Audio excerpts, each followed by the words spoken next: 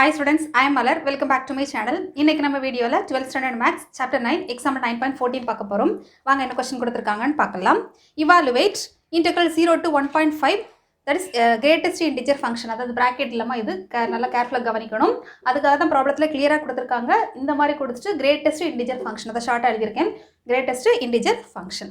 Okay நம்ம என்னங்கறத பார்க்கலாம். கொடுத்திருக்க ப்ராப்ளத்தை நம்ம i ன்னு எடுத்துக்கலாம். i = integral 0 to 1.5 bracketல x square into dx.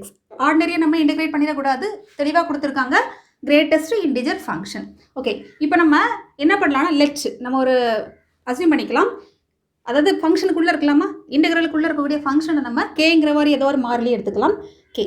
இப்போ நெக்ஸ்ட் எக்ஸ் ஈக்குவல் டு, அதாவது எக்ஸ் ஈக்குவல் டு நம்ம கொண்டு வரணும். எக்ஸ்னா ரெண்டு பக்கமும் நம்ம என்ன எடுக்கணும், ரூட் எடுக்கணும். ரூட் எடுத்து அங்கே வந்து ஸ்கொயர் நமக்கு போயிடும். இந்த இடத்துல நமக்கு ரூட் கேன்னு நமக்கு வரும். சரிம்மா, இந்த இடத்துல நமக்கு கொடுத்துருக்க லிமிட் என்னது, ப்ராப்ளத்தில் கொடுத்துருக்க லிமிட் வந்து 0 to 1.5 இல்லையா. இது 0, இது வந்து 1.5. லோயர் லிமிட் வந்து 0, அப்பர் லிமிட் வந்து 1.5. ஓகே இப்போ இந்த இடத்துல கேக்கு என்னென்ன வேல்யூ கொடுத்தாச்சுன்னா அந்த கொடுத்துருக்க இன்டர்வல்குள்ளே வரும், நம்ம பார்க்கலாம். இப்போ நம்ம 0 சப்ஸ்டியூட் பண்ணால் என்ன வரும், x = 0. என்ன வேல்யூனாலும் சப்ஸ்டியூட் பண்ணலாம், ரவுண்டட் வேல்யூ தான் சப்ஸ்டியூட் பண்ணணும். மைனஸ் வேல்யூ சப்ஸ்டியூட் பண்ண முடியாது, ஏன்னா ரூட் இருக்கிறதுனால மைனஸ் வேல்யூ சப்ஸ்டியூட் பண்ணால் அது வந்து இமேஜினரி நம்பர் ஆயிரும் இல்லையா, காம்ப்ளெக்ஸ் இமேஜினரி நம்பர் ஆயிரும். ஸோ அப்படி நம்ம ஐட்டமாக மாறிடும். ஸோ அந்த மாதிரி நம்ம அதில் ஐட்டம் ஓகே இன்டெக்ரல் -1 ரூட்டுக்குள்ளே மைனஸ் டம் வந்துச்சுன்னா மைனஸ் ஐ வரும் இல்லையா, அதுதான் நான் சொன்னது. ஓகே இப்போ இந்த இடத்துல நம்ம பாசிட்டிவ் நம்பரே கொடுப்போம். ஸ்டார்டிங் வந்து 0 ரூட் 0 ஆஃப் 0னா என்ன வருமா 0. அப்போ நம்ம 0 சப்ஸ்டியூட் பண்ணால் எலிஜிபிள். அப்போ k = 0 அக்செப்டபிள். அடுத்து நம்ம 1 கொடுக்கலாம். கே அதாவது ரூட் கே, இந்த இடத்துல நம்ம 1 கொடுத்தாச்சுன்னா ரூட் 1னா 1ங்கிறது 0க்கும் 1.1க்கும் இடையில தான் இருக்குது. ஸோ 1ம் அக்செப்டபிள். நம்ம 2 கொடுக்கலாம். ஓகேம்மா, நம்பர் 2 கொடுத்தா என்ன வரும், ரூட் 2 = நமக்கு தெரியும் 1.414. 1.414 வந்து நமக்கு 1.5க்கு உள்ளதான் இருக்குது இல்லையா. அப்போ நமக்கு 2ம் அக்செப்டபிள் என்ன போட்டுக்கலாம்.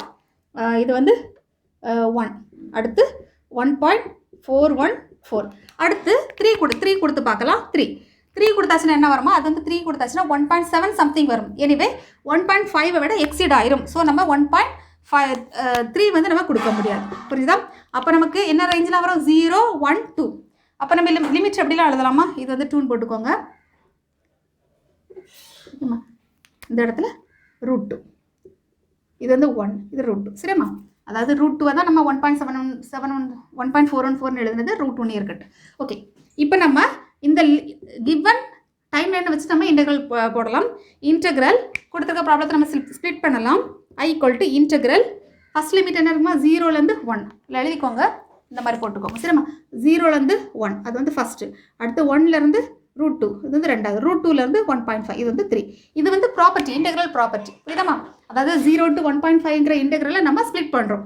0 to 1 உள்ள என்னமா வரும் நமக்கு, x² into dx, அது மாறாது. அடுத்து ப்ளஸ் செகண்ட் இன்டெக்ரல் என்ன வரும், 1 to root 2. So 1 to root 2 into x² into dx கேர்ஃபுல்லாக போடணும். அடுத்து ப்ளஸ் போட்டுக்கோங்க. Third integral root 2 into 1.5 into உள்ள டேர்ம் வந்து x² into dx. நல்லா கவனிச்சுக்கோங்கம்மா, இந்த டேர்ம் எல்லாமே நமக்கு ஈக்குவலாக வரும் பாருங்கள். நீங்கள் நோட் பண்ணிங்கன்னா அக்கார்டிங் டு இன்டெக்ரல் ப்ராப்பர்ட்டி இந்த லிமிட்ஸ் எல்லாமே நமக்கு சேமாக வரும். சேமாக வருது, அங்கே ரூட் 2னா இங்கே நமக்கு ரூட் 2 தான் வரும், அப்படி தான் வரணும். ஓகே இப்போ நெக்ஸ்ட் ஸ்டெப் என்ன பண்ணலான்னா, substitute lower limit, ஓகேம்மா, to the x term. அதாவது இதுக்கு மீனிங் என்னன்னா, லோவர் லிமிட்டை வந்து உள்ளே இருக்கக்கூடிய எக்ஸுக்கு நம்ம சப்ஸ்டியூட் பண்ண போகிறோம். அப்போ i = இன்டெக்ரல் 0 to 1, இந்த இடத்துல லோவர் லிமிட் என்னமா வருது 0. அப்போ 0² 0, அப்போ 0 into dx ப்ளஸ் போட்டுக்கோங்க. இன்டெக்ரல் 1 to root 2, இந்த இடத்துல எக்ஸுக்கு பதிலாக லோவர் லிமிட் வந்து இங்கே 1 இருக்குது. ஸோ 1 சப்ஸ்டியூட் பண்ணால் நமக்கு dxன்னு கிடைக்கும், இருக்கட்டு. அடுத்து ப்ளஸ் ரூட் 2 into 1.5, இந்த இடத்துல எக்ஸுக்கு பதிலாக ரூட் 2 சப்ஸ்டியூட் பண்ணுறோம். இங்கே x² இருக்குது. ஸோ ரூட் 2 the whole squareனா நமக்கு 2 into dxன்னு கிடைக்கும். இப்போ நமக்கு தெரியும் இந்த டேர்ம் வந்து நமக்கு 0 ஆயிரும் இல்லையாம்மா. 0 into anything 0 தான். இதை நம்ம ரெண்டு இன்டெகிரேட் பண்ணி இப்போ இதுக்கப்புறம் ஆர்டினரி இன்டெகிரேஷன், அது வேணால் எழுதிக்கோங்க. ஆர்டினரி இன்டெகிரேஷன் இதுக்கு அடுத்த ஸ்டெப் எல்லாமே நம்ம ஆர்டினரி எப்போ பண்ணுவோம் அந்த மாதிரி பண்ணால் போதும். இப்போ dxக்கு இன்டெகிரேஷன் என்ன வரும், x i = போட்டுக்கோங்க. x அப்பர் லிமிட் நமக்கு என்ன இருக்குது, ரூட் 2 லோவர் லிமிட் வந்து -1 அடுத்து சரி +1 அடுத்து இந்த இடத்துல 2 கான்ஸ்டன்ட் வெளியில் எடுத்துடலாம். dx இன்டகிரேட் பண்ணும்போது நமக்கு x கிடைக்கும். அப்பர் லிமிட் வந்து 1.5 லோவர் லிமிட் வந்து ரூட் 2. இப்போ நம்ம லிமிட் அப்ளை பண்ணலாம். √2 -1 + 2 bracket அப்பர் லிமிட் வந்து நமக்கு 1.5 -2 இன்ட்டு √2 லோவர் லிமிட். இப்போ இந்த 2 நம்ம உள்ள மல்டிப்ளை பண்ணலாம். I = √2 -1 + 2 இன்ட்டு 1.5னா நமக்கு 3 கிடைக்கும். 3 - 2 இன்ட்டு √2. அப்போ I = இந்த ரூட் டேர்ம் இந்த டேர்மும் சேர்ந்து என்னமா வரும்? இங்கே வந்து +√2 இருக்குது, இங்கே -2 √2 இருக்குது. அப்போ நமக்கு என்ன வரும்? -√2 வரும். -1 + 3னா 2 -1னா நமக்கு -2 √2 கிடைக்கும் இல்லையா? இதுதான் நமக்கு தேவையான ரெக்வயர்ட் ஆன்சர். இப்படி நமக்கு ஃபினிஷ் பண்ணாலும் போதும்.